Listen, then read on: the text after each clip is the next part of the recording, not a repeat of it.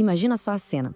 Uma comunidade super jovem que está sendo atacada por causa da sua fé e, ao mesmo tempo, está em pânico total por causa de umas fake news sobre o fim do mundo. É bem nesse cenário de crise que o apóstolo Paulo escreve a segunda epístola aos Tessalonicenses. E hoje a gente vai mergulhar nessa carta que é curtinha, mas super intensa, para entender como ela lida com perseguição, com desinformação e até com uma galera que simplesmente parou de trabalhar. Para a gente entender essa carta, primeiro a gente precisa se colocar no lugar daquele pessoal, dos Tessalonicenses. Eles eram uma comunidade de fé que tinha acabado de nascer, sabe? Um pontinho de luz no meio de um ambiente bem hostil.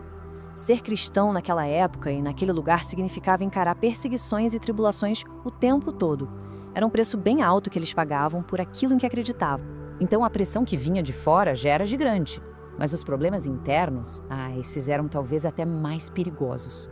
Começou a se espalhar um boato sobre o fim do mundo, uma coisa que viralizou e gerou um pânico geral, e esse pânico todo levou a um problema social bem concreto.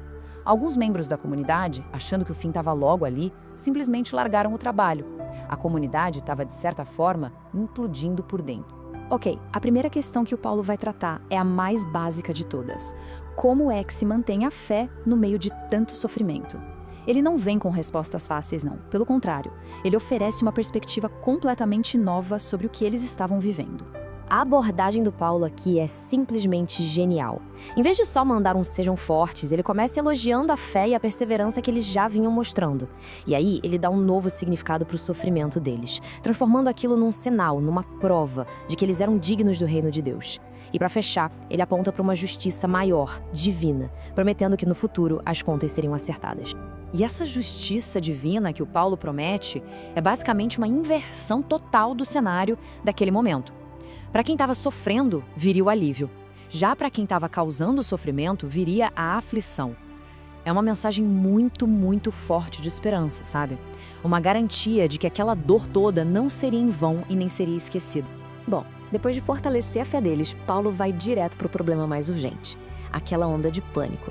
Tinha se espalhado um boato de que o tal dia do Senhor já tinha chegado e que eles, coitados, tinham ficado para trás.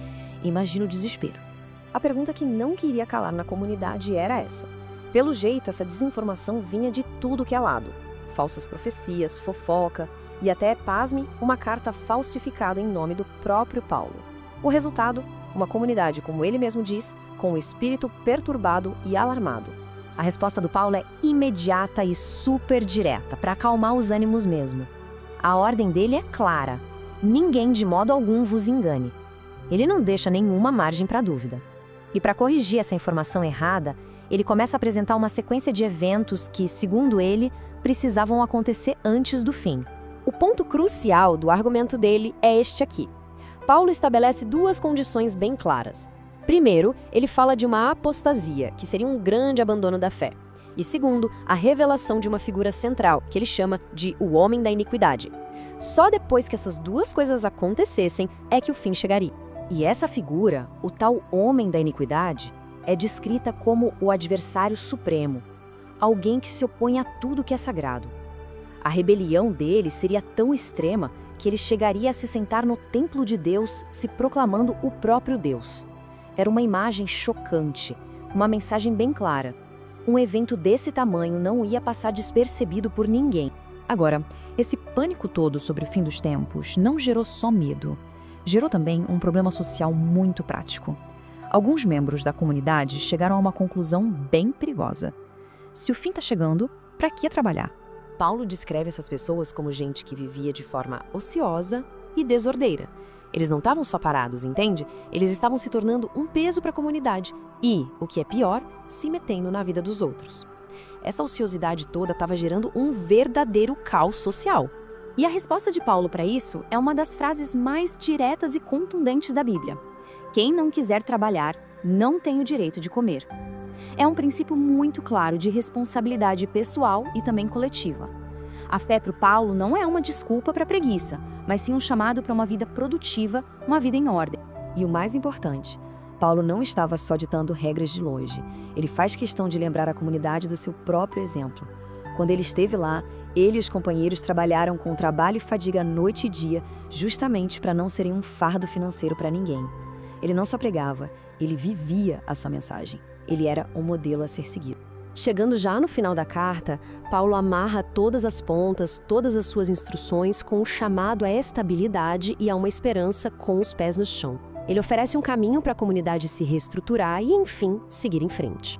Essas aqui são as orientações finais, um resumo bem prático para a vida em comunidade.